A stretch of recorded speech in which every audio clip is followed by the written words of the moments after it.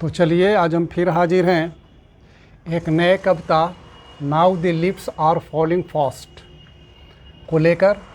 आज इस वीडियो में हम इसी कविता का समरी आप लोगों को बताने जा रहे हैं। पूरे कविता का हिंदी एक्सप्लेनेशन यूट्यूब पर ऑलरेडी अपलोडेड है, आप उसको वॉच कर सकते हैं, देख सकते हैं। तो now the lips are falling fast, इसे W.H. ऑडेन ने लिखा है। W.H. ऑडेन। तो W.H. ऑडेन का ये मूल रूप से एक लिरिक है, गीत है, और ये कविता जो है वो ऑटम सॉन्ग टाइटल से पब्लिश्ड हुआ था। लेकिन यहाँ पर जो पोएम का जो फर्स्ट लाइन है उसी को टाइटल बना दिया गया है। हम उसी के अनुसार इसका समरी को एक्सप्लेन कर रहे हैं। तो चलिए अब इस कविता को देखते हैं कि this poem by W.H. Auden. W.H. Auden की यह कविता, this poem by W.H. Auden, W.H. Auden की यह कविता एग्जिबिट्स दिखलाता है,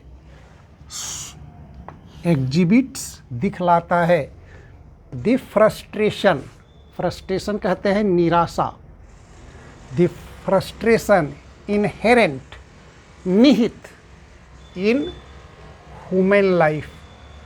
W.H. ऑडेन की यह कविता मानव जीवन में निहित निराशा को दर्शाता है, उसी को यह दिखलाता है, हम लोगों को बतलाता है।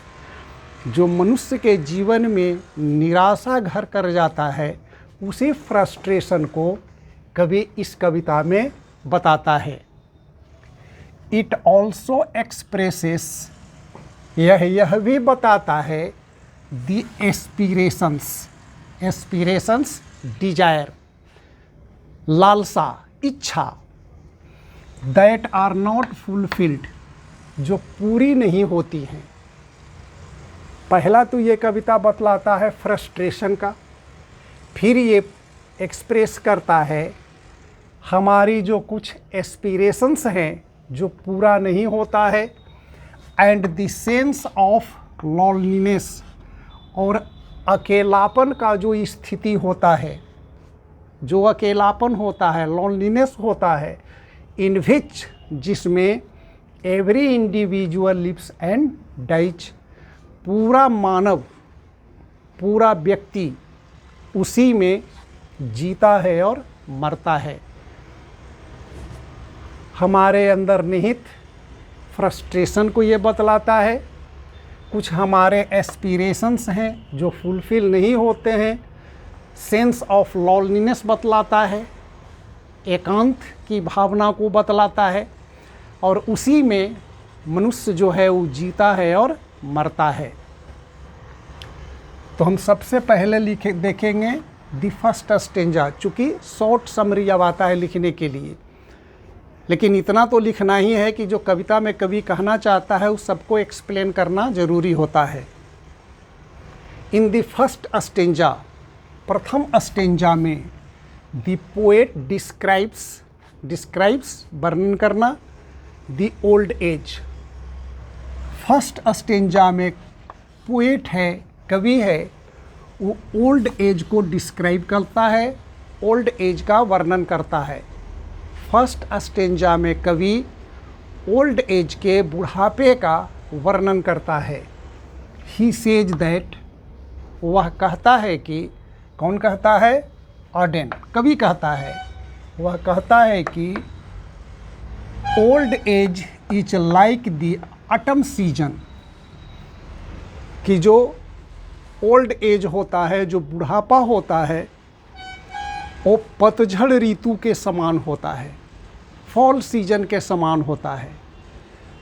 जो हमारा बुढ़ापा होता है, बुढ़ापा का जो समय होता है वो फॉल सीजन के समान होता है, ऑटम सीजन के समान होता है। In which trees shade their leaves, जिसमें कि पेड़ अपनी पत्तियों को गिरा देते हैं। पतझड़ ऋतु में क्या करते हैं? ऑटम, पतझड़ ऋतु में पेड़ अपनी पत्तियों को गिरा देता है। It signals the arrival of death. Arrival कहते हैं, सिग्नल संकेत करता है, अराइवल आगमन, यह मृत्यु के आगमन का संकेत है। जब आदमी बूढ़ा हो जाता है, जब बुढ़ापा आ जाता है मनुष्य को, तो लगता है कि अब हमारी मृत्यु नज़दीक आ गई है। इसलिए ओल्ड एज सिग्नल देता है मृत्यु का, डेथ का। In the old age man becomes a subject of joke. बुढ़ापा में जो मनुष्य होता है एक मजाक की वस्तु बन जाता है, एक मजाक का विषय बन जाता है। बुढ़ापा में जो मनुष्य होता है वो एक मजाक का वस्तु बन जाता है। The whispering neighbours, whispering neighbours कहते हैं messengers of death, messengers of death, जमदूत कहिए। तो जो विस्पेयरिंग नाइबर्स हैं, प्लक अस फ्रॉम डिलाइट, हमें आनंद से वंचित कर देते हैं। बुढ़ापे में आदमी मृत्यु को करीब से देखता है, इसलिए उसका पूरे जीवन का जो आनंद होता है, उसका जीवन का आनंद उससे छिन जाता है। The old man becomes inactive. जो बूढ़ा आदमी होता है वो निष्क्रिय हो जाता है, इनएक्टिव नहीं रहता है। यूथ में तो आदमी एक्टिव रहता है, सक्रिय रहता है, लेकिन बुढ़ापे में वो क्या हो जाता है? इनएक्टिव होता है। The dead people raise their arms to rebuke the false attitude of love. बुढ़ापे में तो मनुष्य क्या होता है? इनएक्टिव हो जाता है, और जब उसको देखभाल करने वाला, उससे अपनी बात को शेयर करने वाला भी कोई नहीं होता है। लेकिन जब वो आदमी मर जाता है तो क्या करते हैं कि जो हमारे रिलेटिव्स होते हैं, जो हमारे सगे संबंधी होते हैं, हमारे प्रति झूठा प्यार दिखलाते हैं। तो उसी को कवि लिखता है कि the dead people raise their hand arms to rebuke false attitude of love.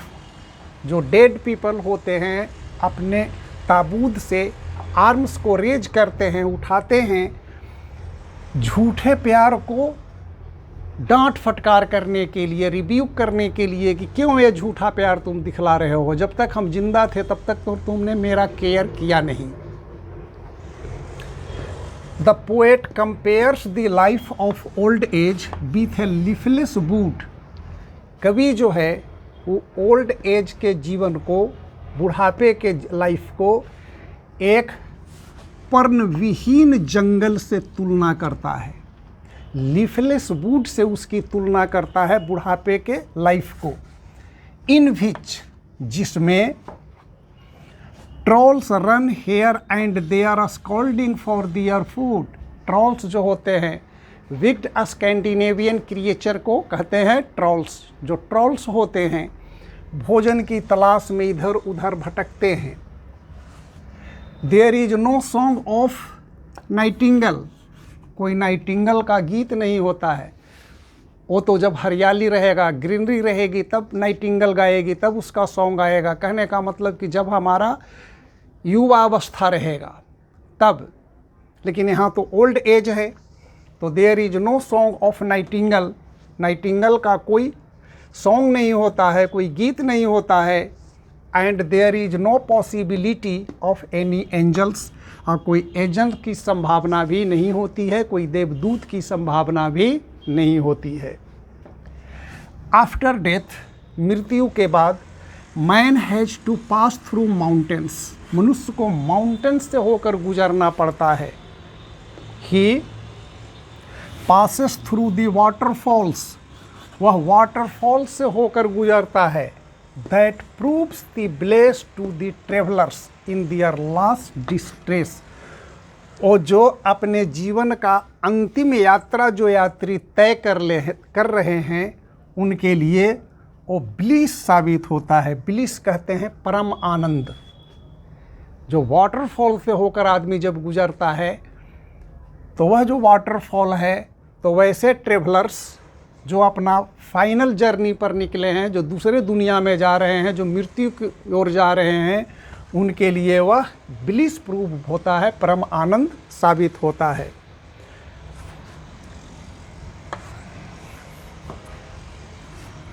एक लाइन में इसका कंक्लूजन लिखा गया है कि दस इस प्रकार द पोएम डील्स विथ कहते हैं डिस्क्राइब, वर्णन करना। कविता वर्णन करता है ओल्ड एज का, डेथ का, मृत्यु का, and frustration related to them, और निराशा जो उन सभी से संबंधित हैं। तो 12वीं क्लास के विद्यार्थियों के लिए ये वीडियो काफ़ी उपयोगी साबित होगा। वीडियो को देखिए, बिल्कुल सरल भाषा में इसको एक्सप्लेन किया गया है।